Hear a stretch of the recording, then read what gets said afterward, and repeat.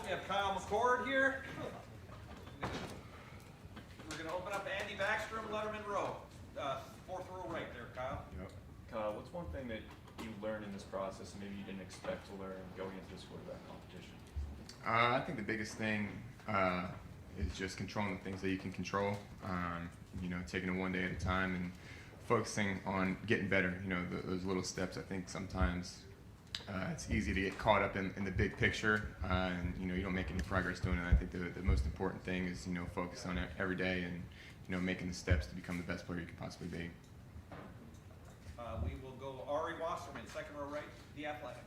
Kyle, when you're in a program for multiple years, just in a world where people are leaving and they don't win jobs and going to new places, what do you think the continuity does for a quarterback battle, and how more comfortable do you feel in a system, being familiar with everything and the way that Ryan has done things here? Yeah, I think his track record obviously speaks for itself, I think you look at the guys that have stuck around at this program. I mean, they all go on to do really good things, and so even though it didn't happen exactly right away for me, I knew that it was a marathon, and that if I stuck around and trusted the process and kept getting better, and that I'd put myself in a good position. We will go fourth row middle, Pat Murphy, 24/7 Sports. Kyle, Ryan was just talking to us about his first year as a starting quarterback and trying to do too much early on. He threw interceptions when he shouldn't. You've obviously started the game, you've played a decent amount, but how do you kind of approach, if you're the guy week one, not trying to overdo things and just kind of play the game? Mm-hmm. I think just doing your job is the most important thing. With the team, around us here, I mean, O-line, the receivers, the running backs, tight ends, I mean, they're going to make plays for you, and then just sticking, I think, to the routine plays, and then when the opportunities present itself to go out and make a big throw or make a big play, that's when I think you let your talent on display. But that'll come. I think just getting in the flow of the game is important, and getting the ball to the playmakers and letting them go to work. Kyle, deep right field, Spencer Holbrook, Letterman Row.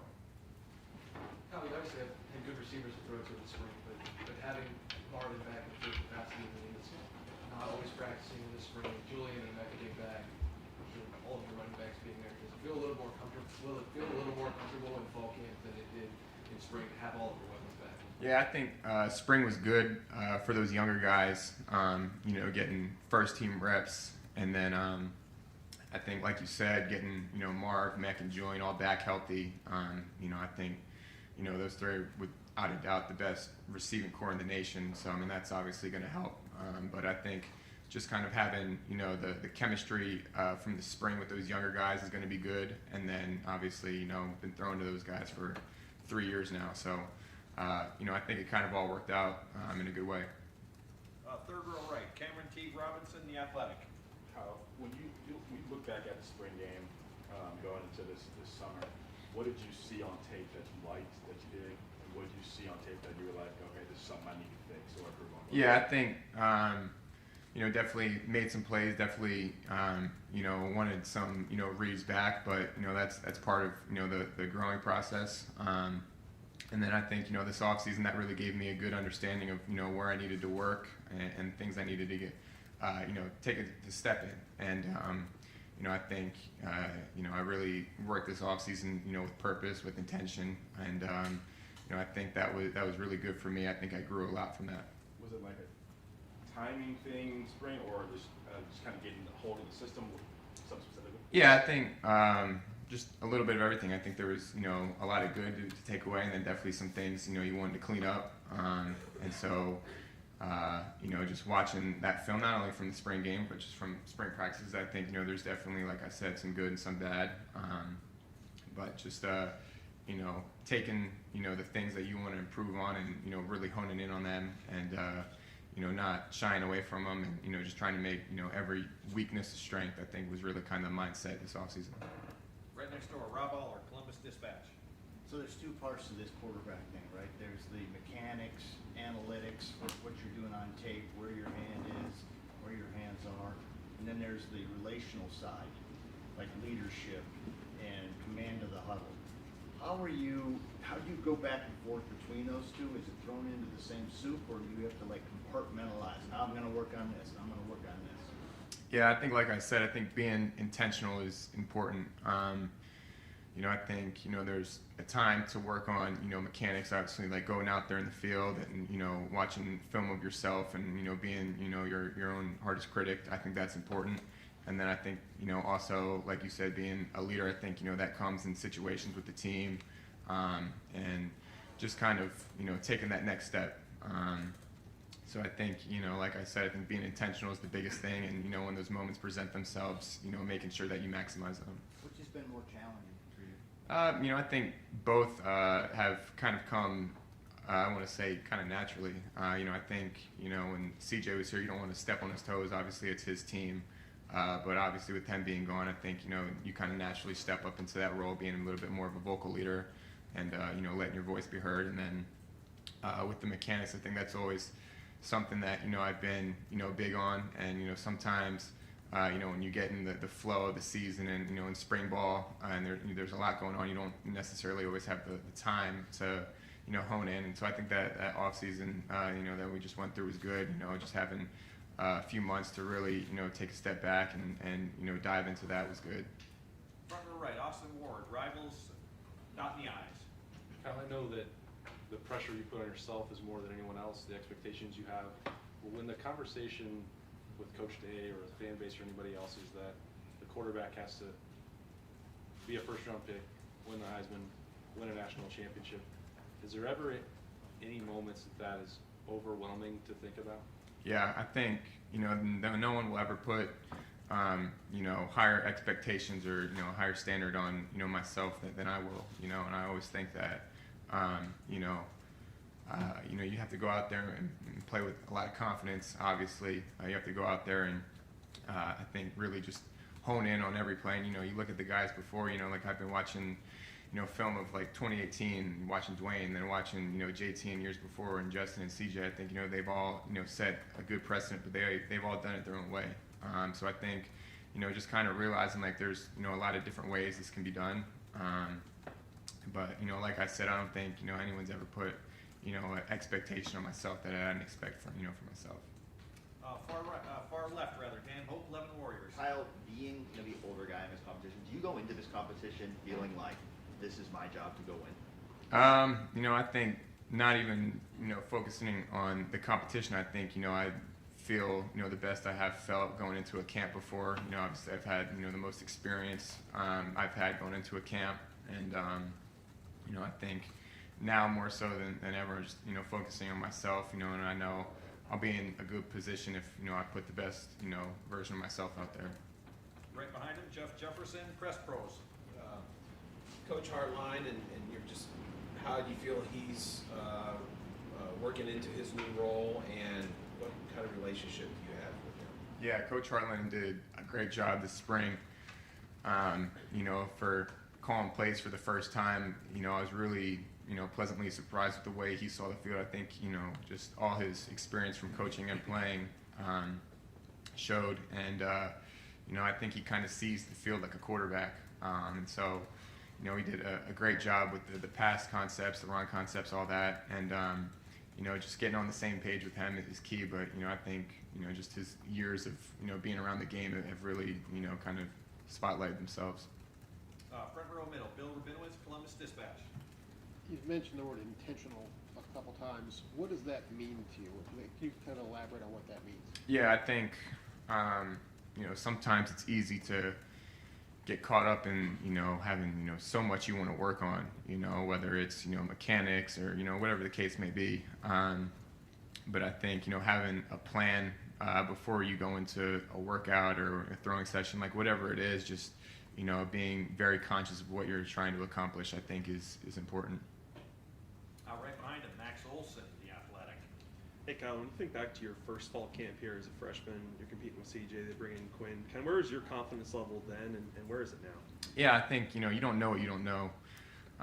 Going into that first fall camp, I didn't know what the schedule was going to look like. I didn't know what the practices were going to look like and all that. And, having 2 fall camps under my belt and, going into year 3, I think, you have a good understanding of what to expect. And, you know what it takes to, get the job done. So I think, just having that experience is very helpful, going into that third one.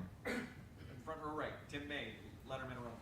You got Coach Dennis, you got Coach Fitch, you got Brian Hartline, you got Ryan Day. Who are you listening to the most? I think all of them have, a lot of good insight, and the good thing about all of them is they kind of, preach the same things. And, obviously all those guys have a different way of getting it across. So I think, just all of them really, I mean, they all know what they're talking about. They've all had, a lot of years of experience in the game. And, you look at all their track records, I mean, it speaks for itself. So, really you can't go wrong with who you're listening to and who you're getting advice from. And real quickie, considering your head coach was in this position many years ago, fighting for a starting job, but also then played and stuff, how much do you just lean on him to a certain extent, Kyle, to kind of understand what's important? Yeah, I think it's always helpful having a coach that's played the position. There's definitely something to be said for a guy that stood back there and taking snaps and played quarterback. And obviously I think you look at what he's done, it's no secret that he's the best, I think, in college football at developing guys. So anytime he gives you a piece of advice, you gotta take it and really apply it. Right behind him, Nathan Baird, Cleveland.com. What's the most important football thing that you accomplished this summer?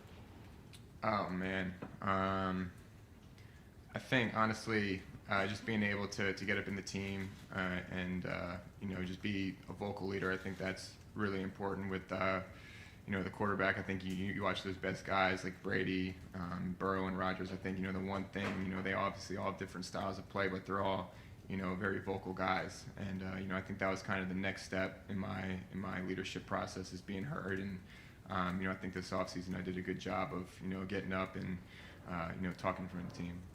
Deep center field, Jeremy Birmingham, Not in the Eyes, Rivals. I've known you a couple of years, and that is not really in your personality sometimes to be that loud guy, that vocal guy. Yeah. During spring ball, you were very demonstrative in practice. I mean, we saw you throwing a football up and hitting the ceiling in the Woody after a touchdown. Like, is that intentional, or is that just coming out of you naturally now because you're being put in this position potentially to lead? Yeah, I think that is just kind of the joy and the competitive nature when it comes to playing this game. I mean, it's played and coached by, the most competitive people on the planet. And so, like you said, just having that energy and, having that joy of playing football, I think that's where that kind of comes from. And, it's been natural, I think, like I said, when, CJ was here, it was obviously his team, but now that, he's gone, just being able to kind of, step into that new leadership role, being more vocal, and, just kind of, letting, my true colors show. I think that's kind of where that comes from. Got time for just a couple more. Second row left, Stephen Means, Cleveland.com. You've mentioned a couple times that you didn't really want to step on CJ's toes when it was his team, and so maybe you kind of backed off a little bit and let him have his moment. So are there just things about you and your personality and your leadership that the team hasn't had an opportunity to see because you were showing respect to the guy who was in front of you? Yeah, I think that's kind of what I was talking about earlier, is just being able to get up and speak in front of the team. I think sometimes when there's too many guys trying to say something, the message can kind of get muffled a little bit. But now that he's gone and you kind of feel comfortable getting up and talking in front of the guys, I think that's kind of been that next step in that leadership role and that aspect of being heard and felt. Front row right, Joey Kaufman, Columbus Dispatch. Cal, as far as you're working out over the summer, obviously you guys are not with coaches as much as far as strength and conditioning, outside of kind of strength and conditioning stuff. What were some of the things you did from camps or coaches or private coaches, or sort of what was your summer like kind of overall from all that stuff?